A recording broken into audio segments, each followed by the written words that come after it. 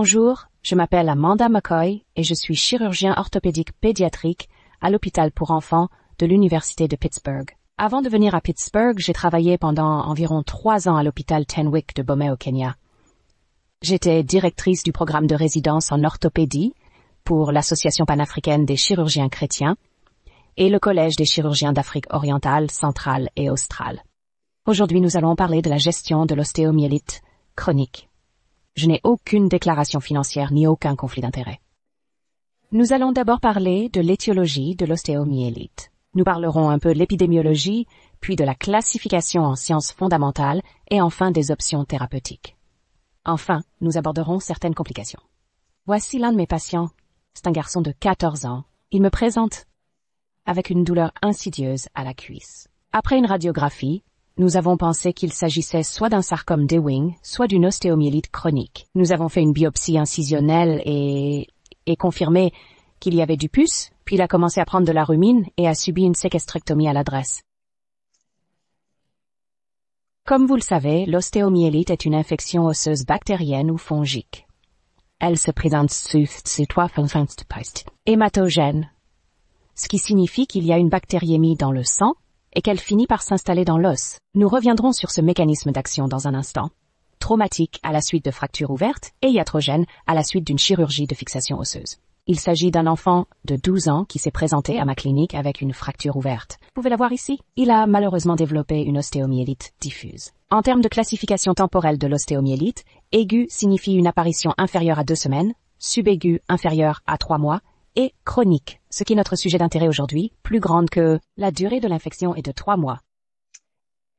En ce qui concerne l'épidémiologie globale de l'ostéomyélite, une étude menée au Nigeria a révélé que 80% des ostéomyélites sont d'origine hématogène, malgré les taux élevés de traumatisme et les pratiques de fixation osseuse requises. Il est très important de garder cela à l'esprit lorsque l'on pense à l'ostéomyélite, car elle est souvent d'origine hématogène dans l'enfance. En termes d'épidémiologie de l'ostéomyélite hématologique aiguë pédiatrique, l'incidence est de 43 à 200 cas pour 100 0 dans l'Union européenne. L'ostéomyélite a été diagnostiquée chez des enfants de pays à revenus faibles ou moyens. Dans une étude réalisée en Ouganda, l'ostéomylase chronique représentait 10% des consultations externes et 8% des admissions en pédiatrie. En ce qui concerne la science fondamentale de l'ostéomyélite, les sinusoïdes veineux autour de la région de la métafosselle sont généralement très petits. Lorsqu'un enfant est bactériémique, les sinusoïdes peuvent se remplir de bactéries et se loger dans la région métaphysique de l'os, provoquant ainsi une infection localisée. Cette infection localisée peut progresser et s'étendre, créant une brèche colloïdale qui se connecte à l'espace sous-périosté. Cet espace sous-périosté peut s'étendre et finir par séquestrer le cortex autrefois sain, créant ainsi un séquestre. Enfin, si cette infection n'est pas décomprimée, elle peut traverser la peau et former un sinus. En ce qui concerne la microbiologie de l'ostéomyélite, le staphylocoque doré est l'organisme le plus courant car chez les enfants de moins de 2 ans, il faut penser à la pneumonie à streptocoque, ainsi qu'à la Neisseria, à la méningite et à l'IB pour les enfants plus âgés, car le staphylocoque doré est souvent prédominant. Mais le staphylocoque doré peut être compliqué par la mutation PVL qui lui permet d'être cytotoxique et de présenter souvent des événements thromboemboliques, puis d'être âgé de plus de 5 ans. En général, on pense au staphylocoque doré et parfois au streptocoque bêta-hémolytique du groupe A. Les autres organismes à considérer sont le mycobacterium, le virus de la grippe et le virus de la grippe. D'autres organismes à considérer sont le Mycobacterium tuberculosis, qui est très courant dans ma pratique au Kenya, ainsi que la salmonelle. Chez les enfants atteints d'agglopathie humaine, telle que la drépanocytose, il est très important de différencier l'ostéomyélite mycobactérienne de l'ostéomyélite pyogénique. Et impossible de le faire avant d'aller en salle d'opération. Dans ma pratique, je prélèverai un échantillon pour l'expertise génétique par PCR afin de rechercher la TBH. En ce qui concerne le plateforme clinique, du patient. Parfois, il est cachectique, parfois il est mal nourri, et cela aura une incidence sur l'évolution de la maladie. Vous pouvez rechercher un gonflement localisé, des changements cutanés, et évaluer les voies sinusales et les épines exposées. Ce sont les 2 patients qui se présentent à ma clinique. Comme vous pouvez le voir, il y a une grande zone d'os exposée qui est complètement dénudée, et vous pouvez également voir les changements cutanés associés à l'enflure chronique. Il s'agit d'un très gros abcès de Brody qui a commencé dans la métaphyse et qui a fini par traverser la physis. Heureusement, il ne présentait pas de genou septique concomitant En ce qui concerne le bilan d'imagerie, il est souvent nécessaire de faire des radiographies de l'os concerné, ainsi que de l'articulation située au-dessus et en dessous. Vous recherchez l'implication. En ce qui concerne l'imagerie de l'articulation, vous recherchez des signes de raideur ou de sclérose lorsque vous recherchez des séquestres dans le cortex. Les films surpénétrés peuvent aider à identifier cela dans l'escouade.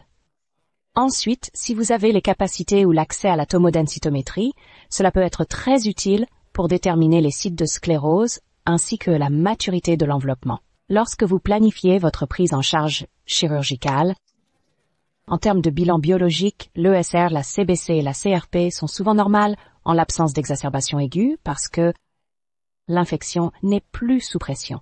Une fois qu'un tractus sinusal s'est développé, les patients voient leurs symptômes systémiques diminuer. Il est très important d'évaluer l'hémoglobine et l'hématocrit de ces patients. Souvent, nos patients viennent de régions où le paludisme est endémique et souffrent de malnutrition chronique. Leur hémoglobine sont optimisées avant de les en charger. Comme la perte de sang peut être un problème, vous pouvez obtenir des hémocultures si le patient présente des symptômes systématiques.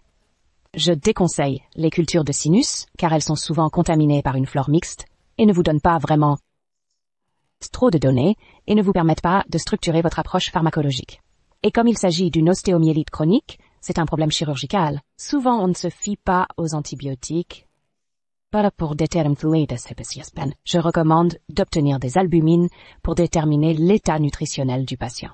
Un test VIH pour s'assurer que le VIH est bien pris en charge ainsi que une glycémie au doigt pour déterminer s'il y a une possibilité de diabète, ce qui rendrait également le patient relativement immunodéprimé.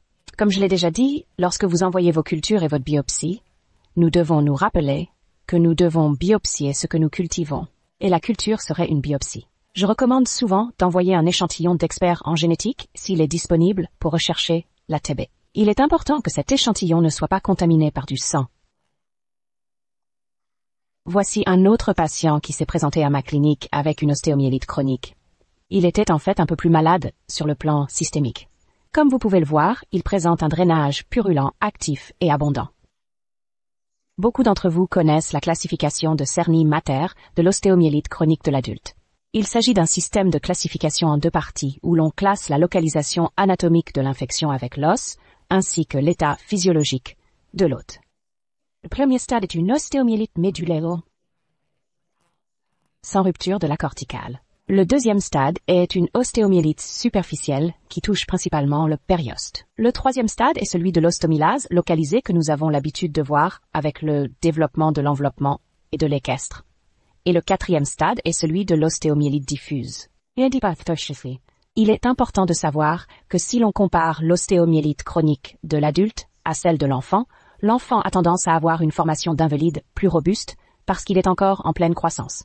En termes de classe physiologique, l'hôte de classe A est normal et l'hôte de classe B présente une atteinte, qu'elle soit locale ou systémique. Une atteinte locale comprendrait une lésion vasculaire ou une diminution de la perfusion dans cette zone, tandis qu'une atteinte systémique comprendrait quelque chose comme le diabète. Un hôte de classe C est un hôte très malade, qui ne pourrait probablement pas tolérer la prise en charge chirurgicale de cette maladie. J'aime bien la classification de l'ostéomyélite pédiatrique selon la méthode BET-CURE.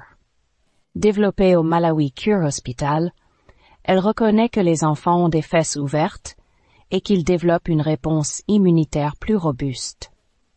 Classer l'ostomylase 3 catégories. La catégorie B est une question de type involucrum. La catégorie C est le type scléreux avec ou sans canal médulaire et le type A est un abcès de Brody.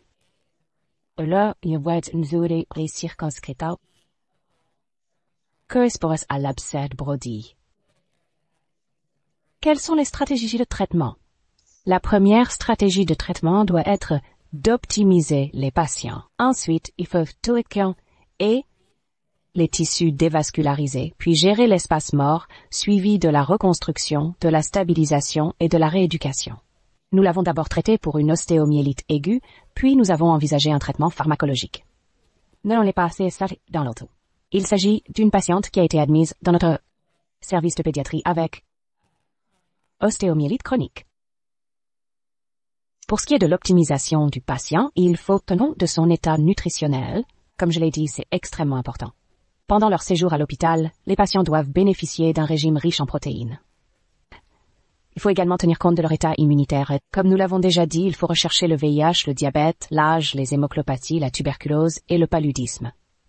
Il faut donc s'assurer que toutes les maladies comorbides sont bien prises en charge. En ce qui concerne le mode de vie, il faut conseiller l'arrêt du tabac et de l'alcool.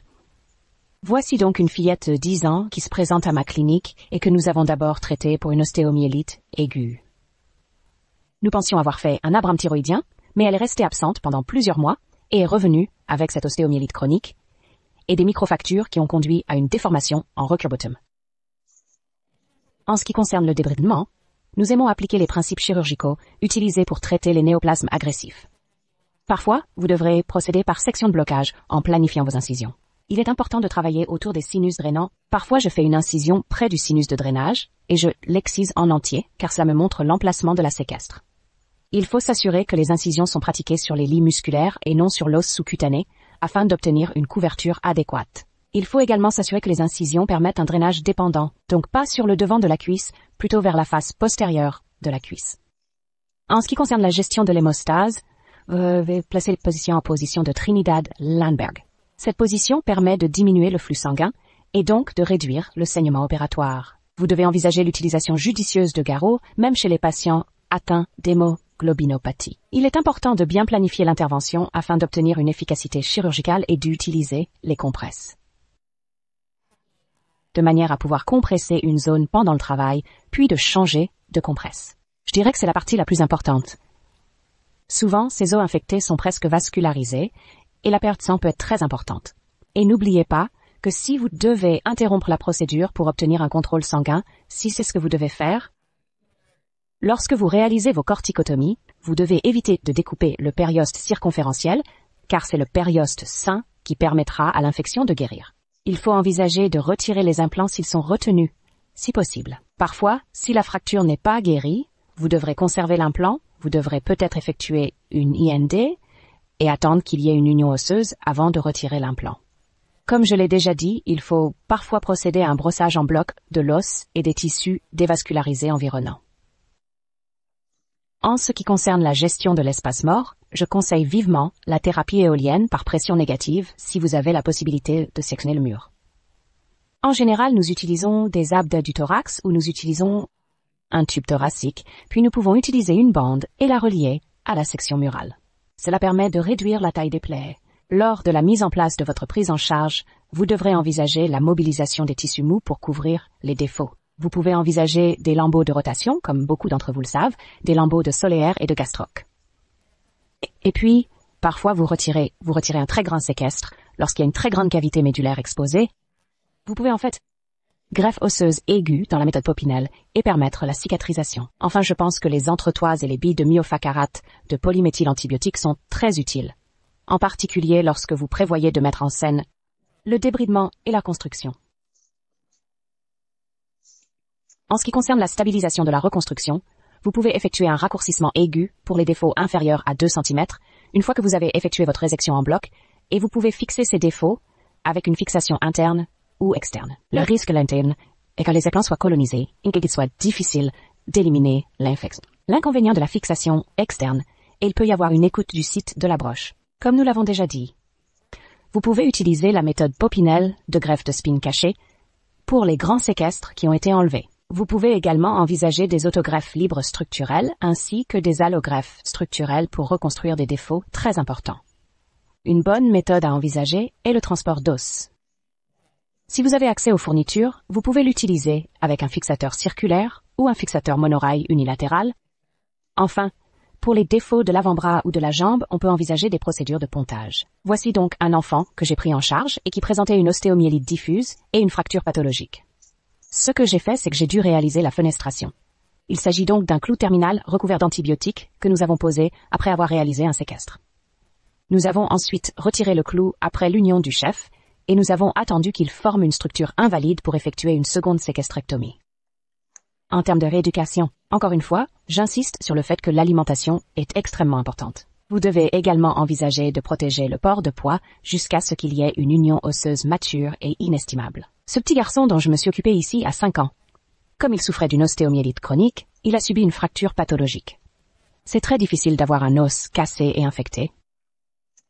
De plus, comme l'ostéomyélite de longue date peut s'étendre à l'articulation, on a parfois affaire à des séquelles d'arthrite septique.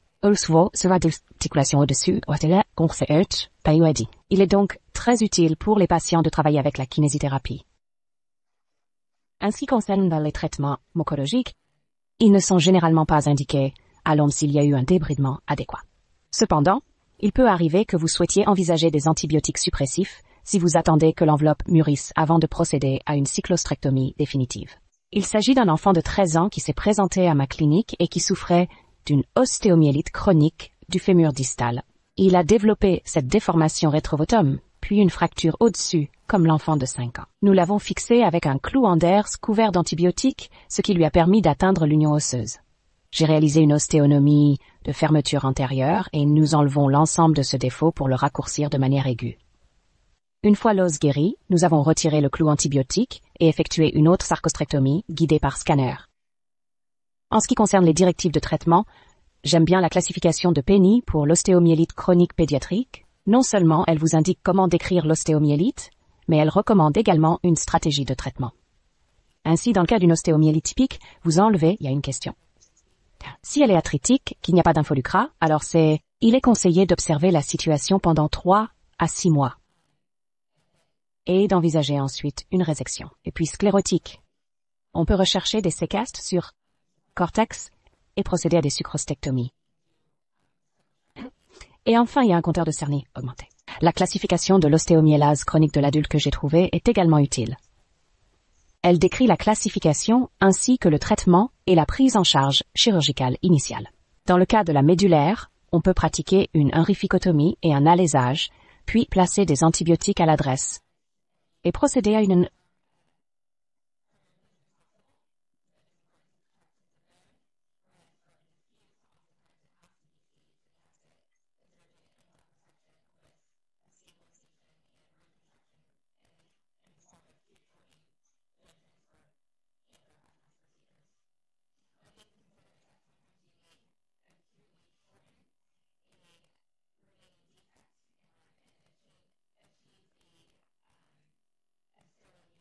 Une fois l'union stérile obtenue, vous pouvez envisager un allongement à un autre moment.